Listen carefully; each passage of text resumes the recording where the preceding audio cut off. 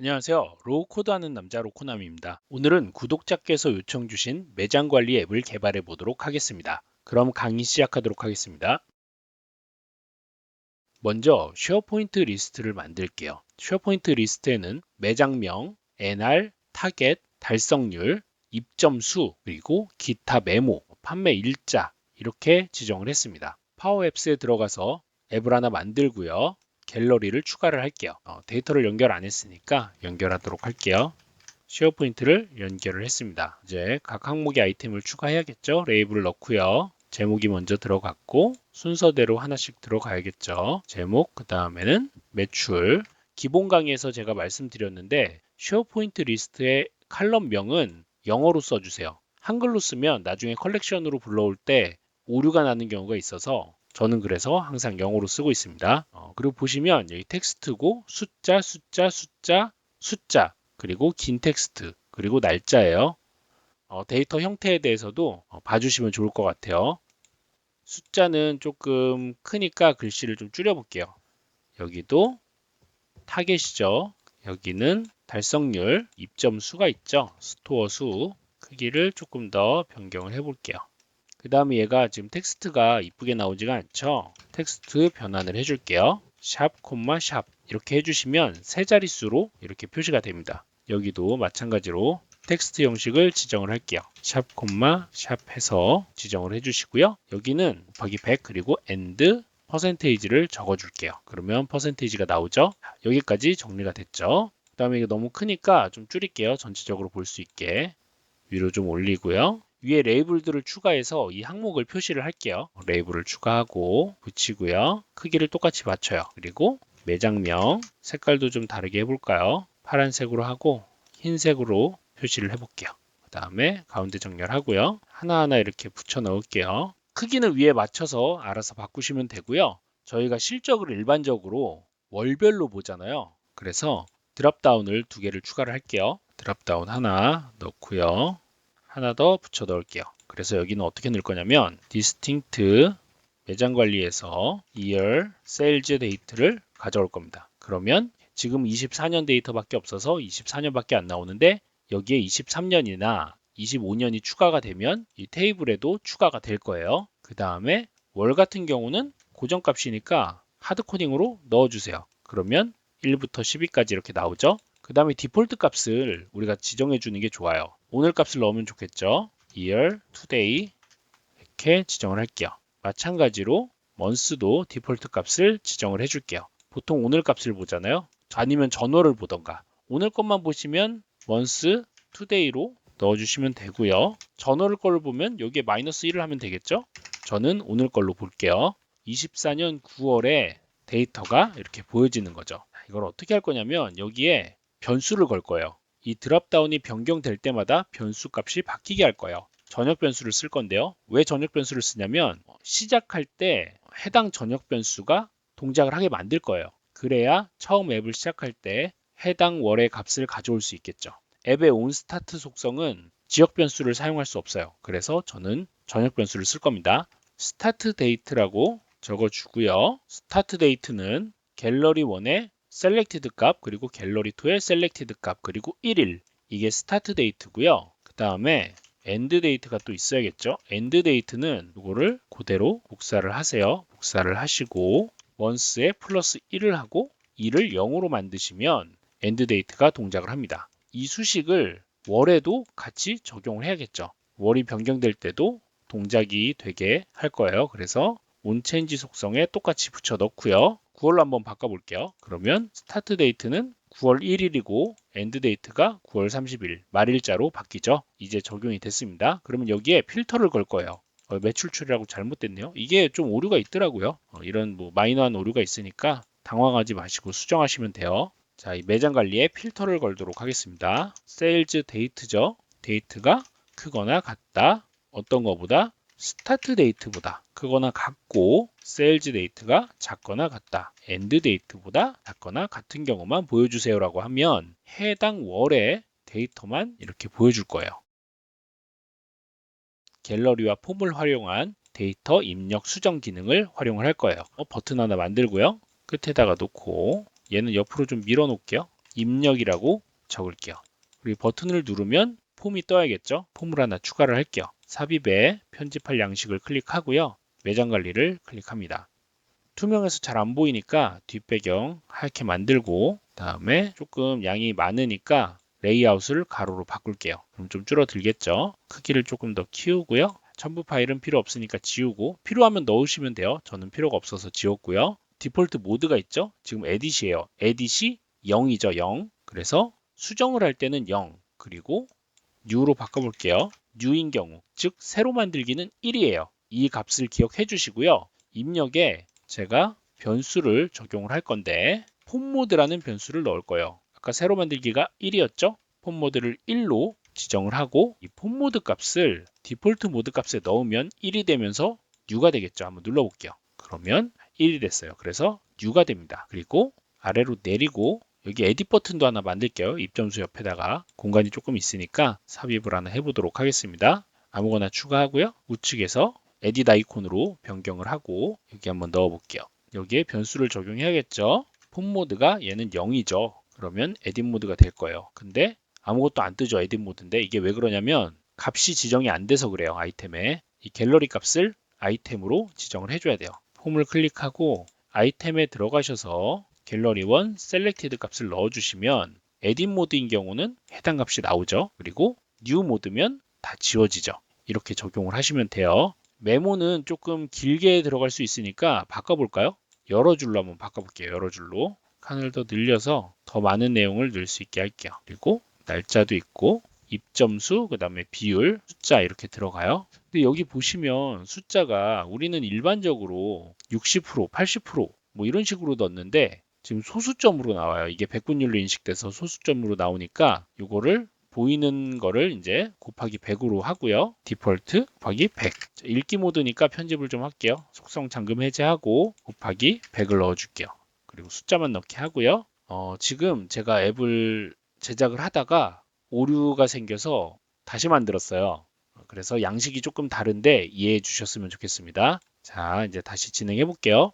메모는 아까 길게 늘렸죠. 길게 적어주시고, 그리고 이 폼은 언제 보여야 되냐면 폼 모드가 1이나 0일 때 보여줘야겠죠. 폼에 비지블에 가셔서 폼 모드가 0, 5월, 폼 모드가 1인 경우 보여주도록 하겠습니다. 자, 이렇게 누르면 보여지죠. 네, 여기 닫기 버튼도 하나 추가를 해볼게요. 위에다가 레이블 하나 추가해서 어떤 폼인지 표시를 할게요. 매출 정보 입력이라고 적고요. 색깔을 칠해서 강조를 좀 하겠습니다. 닫기 아이콘 추가해야겠죠? 하얀색으로 이렇게 표시를 할게요. 여백을 조금 줄게요. 얘네들 역시 비지블을 똑같이 만들어야겠죠. 이거 그대로 복사해서 비지블 값을 수정을 좀 해놓을게요. 비지블에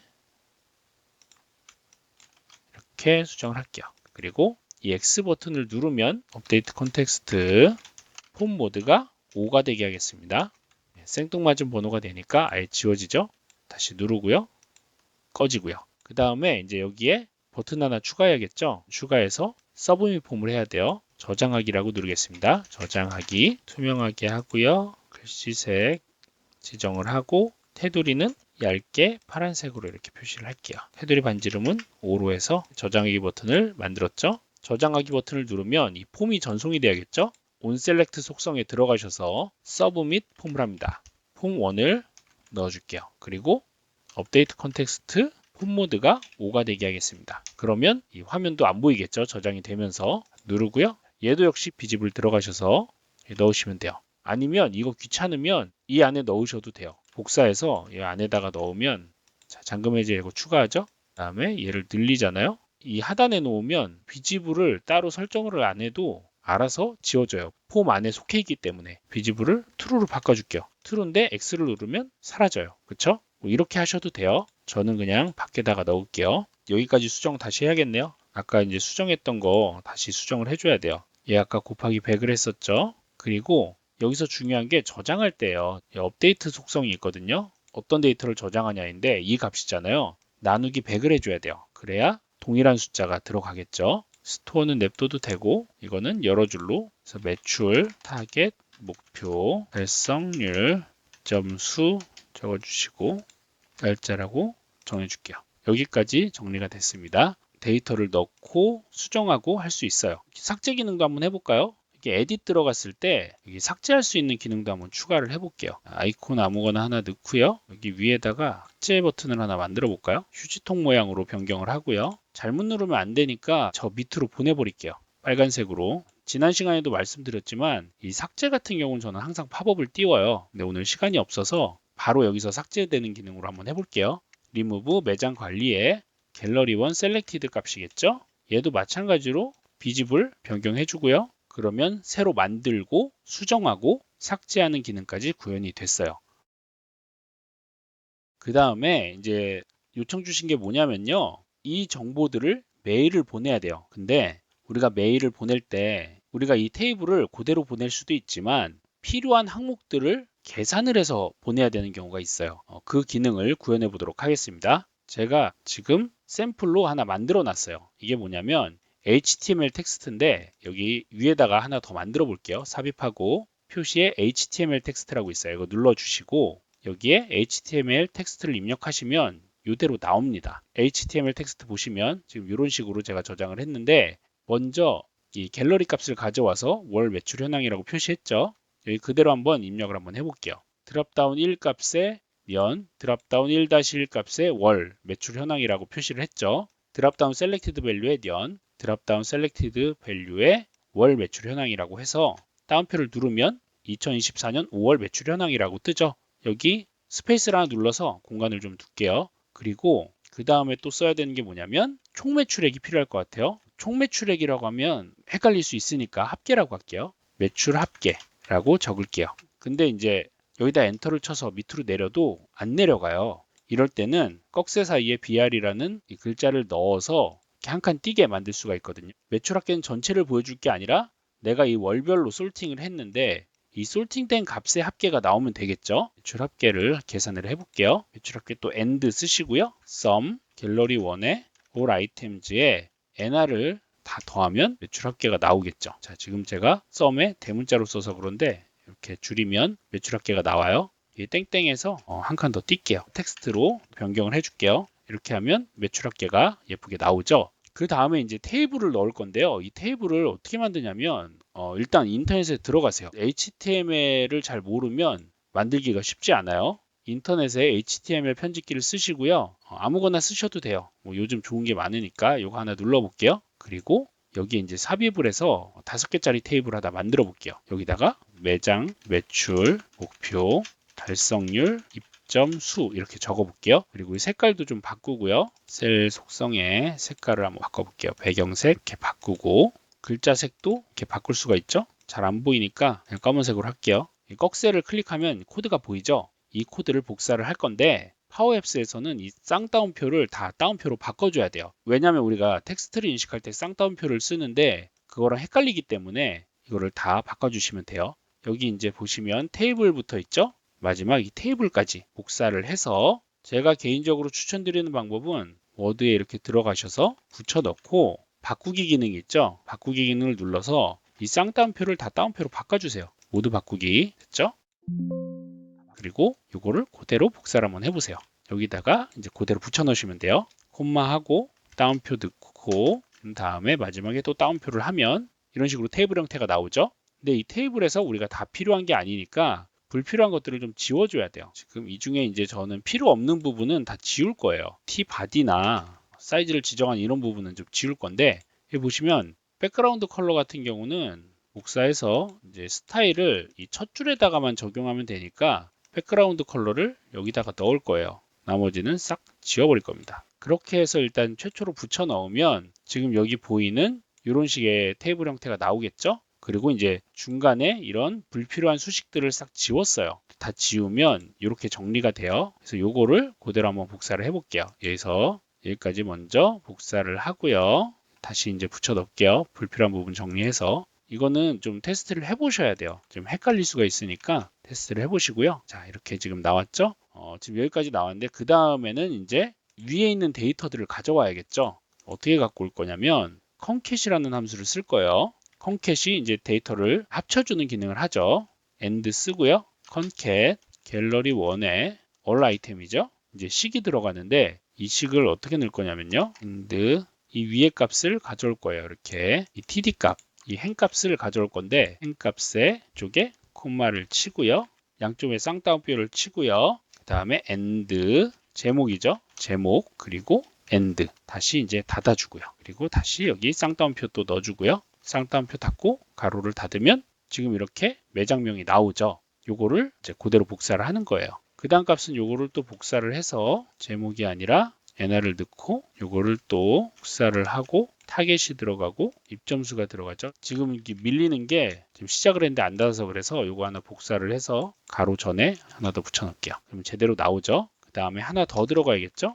입점수가 빠졌죠. 입점수는 스토어즈가 들어갑니다. 그러면 이제 테이블이 이렇게 예쁘게 나오죠. 대신 이 앞쪽 부분은 또 텍스트를 붙여서 양식을 예쁘게 만들어 줘야겠죠. 타겟도 마찬가지죠. 그 다음에 비율은 곱하기 100하고 and 퍼센테이지까지 붙여줄게요. 그렇게 하면 이제 테이블이 이제 나오게 되죠. 똑같이 나오죠. 이렇게 테이블도 한번 닫아줄게요. 이 가로 다음에 테이블을 마지막으로 닫아주시면 돼요. 이제 변경을 한번 해볼까요? 변경을 하면 이렇게 값이 바뀌죠. 그러면 이 본문을 메일로 발송을 할 거예요. 먼저 버튼 하나 추가하고요. 이렇게 메일 보내기라고 적어서 메일을 보내보도록 할게요. 메일을 보내려면 아웃룩 커넥터를 연결을 해줘야 돼요. 아웃룩이 있죠? 연결을 하고요. 오피스 365에 샌드 메일에 to 누구에게 보낼 건지 저는 저한테 보낼 거예요. 보내고 제목은 여기 있는 요 값 가져오면은 괜찮겠죠? 요거 그대로 가져올게요. 제목은 월 매출 현황 이렇게 해서 보내고 내용은 요 값을 그대로 가져올게요.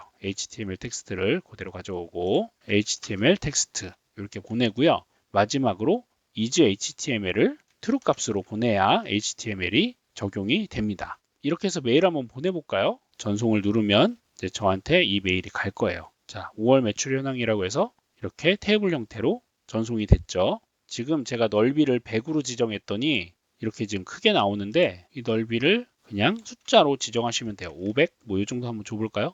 메일 다시 보내면 지금 메일이 왔죠. 들어가 보시면 이렇게 칸이 조절이 돼서 나옵니다. 이거는 여러분이 맞게 조정하시면 돼요. 근데 이런 경우가 있을 것 같아요. 뭐냐면 지금 제가 보낸 거는 이 매장명이 여러 개가 이제 있으면 이 중복된 값을 합치지는 못한 상태인데 예를 들어서 5월에 스토어 A의 매출 전체를 알고 싶은데 이게 여러 개인 경우는 더한 값을 보여줘야겠죠. 그럴 때 어떻게 하냐면 두 가지 방법이 있을 것 같아요. 이 갤러리 값에서 A, B, C 매장명이 똑같은 값들을 이렇게 나열을 해서 중복된 걸 합치고 나머지 값들을 계산해서 보여주는 방식이 있을 것 같고 두 번째는 HTML 텍스트에서 갤러리 값을 불러오는데 거기서 중복된 값을 빼고 보여주는 방식이 있겠죠. 난이도로 보면은 전자가 훨씬 쉽습니다. 왜냐하면 우리는 HTML을 만지는 사람들이 아니에요. 그러다 보니까 익숙한 로우 코드로 데이터를 변환한 다음에